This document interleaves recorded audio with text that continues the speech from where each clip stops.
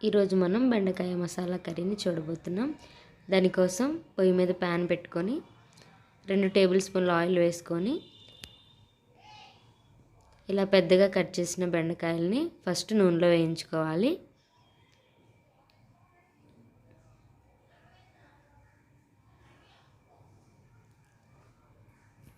నూనెలో వేసిన తర్వాత కొంచెం ఫ్లేమ్ని పెద్ద మంట పెట్టుకొని వేపుకోవాలి బెండకాయల్ని.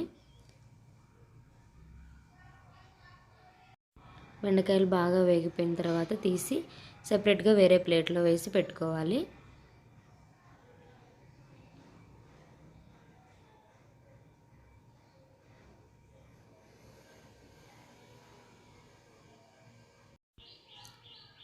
అలా తీసి వేరే ప్లేట్లో వేసుకున్న తర్వాత ప్యాన్లో ఆయిల్ ఒకసారి చెక్ చేసుకొని ఆయిల్ సరిపోకపోతే ఇంకొంచెం ఆయిల్ ఎక్స్ట్రా యాడ్ చేసుకోండి.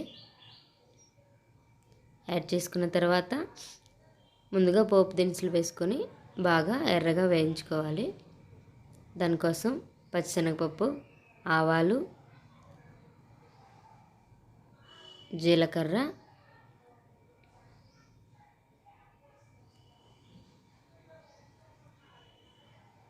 అలాగే మినపప్పు ఇవన్నీ వేసుకొని బాగా వేపుకున్న తర్వాత బాగా వేపుకోవాలి.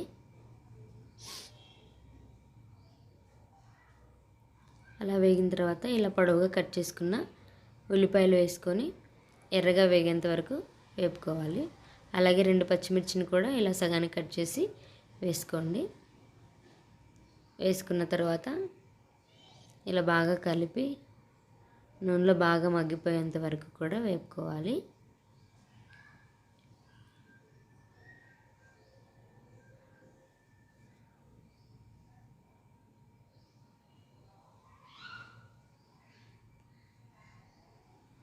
చూడండి, ఇలా కొంచెం ఎర్రగా వేగిన తర్వాత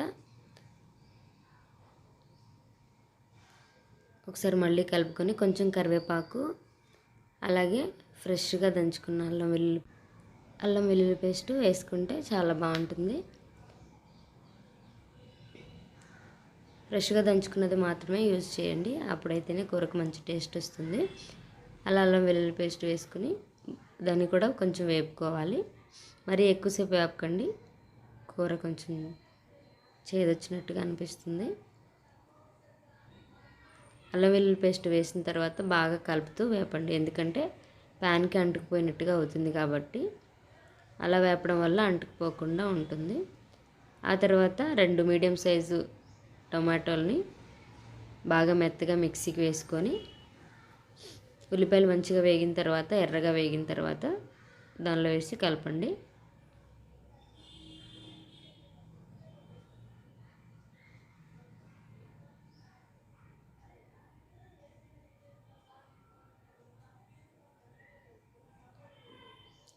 ఇలా మనం వేసుకున్న టొమాటో పేస్ట్ని బాగా వేపుకోవాలి.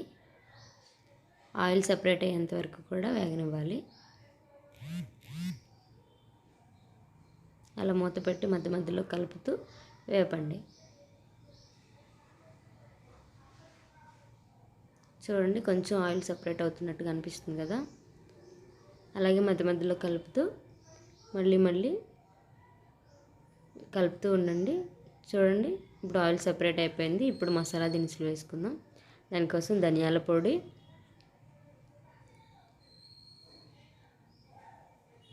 అలాగే గరం మసాలా కొంచెమే వేసుకోండి, తినాలనుకున్న వాళ్ళు ఎక్కువ వేసుకోవచ్చు. అలాగే ఉప్పు, సరిపడినంత ఉప్పు,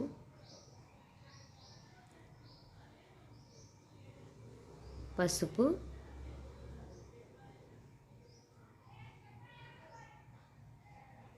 సరిపోయినంత కారం, ఇవన్నీ కూడా వేసుకొని బాగా కలపండి.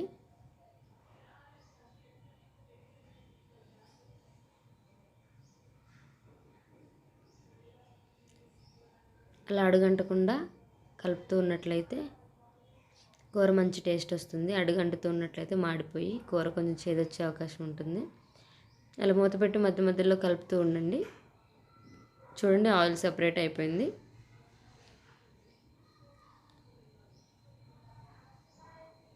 అడుగంటకుండా కొంచెం అట్లా గీరినట్టుగా కలపాలి. ఆ తర్వాత మనం ముందుగా వేపు పెట్టుకున్న బెండకాయలు వేసుకోవాలి. బెండకాయలు వేసుకొని ఆ కూర అంతా బాగా కలిసేలాగా కలుపుకొని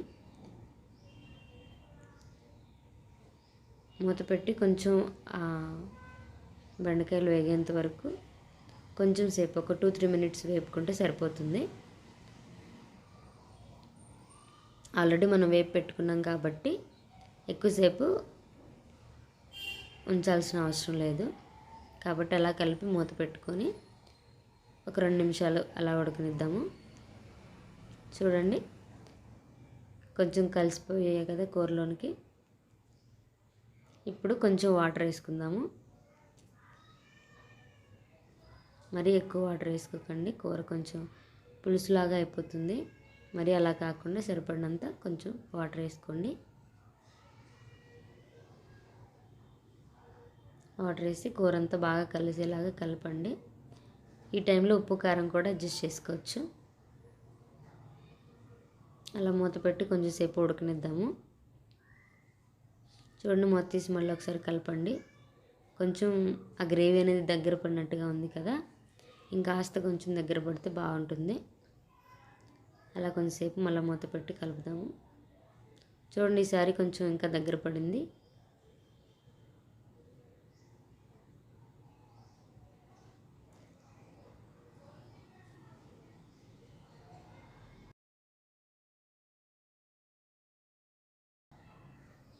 పులుసు గ్రేవీ అంతా చూసుకొని కొంచెం కొంచెం సిమ్లో పెట్టుకొని, మంటని సిమ్లో పెట్టుకొని కొంచెం కస్తూరి మేతిని జస్ట్ అలా క్రష్ చేసి వేసుకోండి. అలా వేసుకొని ఒకసారి అలా కలిపి ఒక 2 నిమిషాలు మళ్ళీ ఒకసారి కలుపుతూ అలా ఉంచుదాము.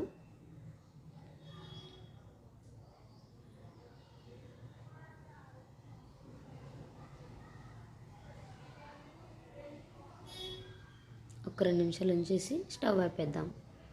ఓకే, అయిపోయింది. ఇప్పుడు మన గుమగుమలాడే బెండకాయ మసాలా కర్రీ రెడీ అయిపోయింది. ఇంకా సర్వ్ చేసుకోవడమే. చూడండి.